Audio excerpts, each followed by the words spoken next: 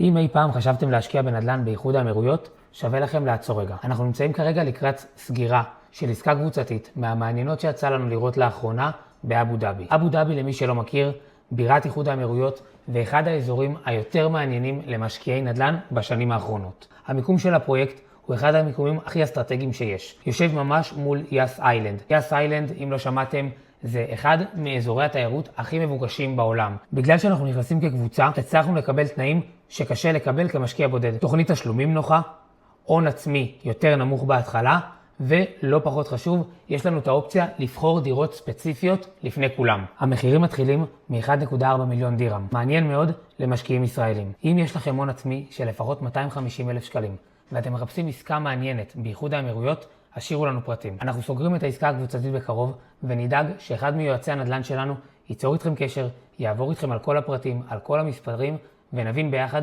האם זאת העסקה הנכונה עבורכם.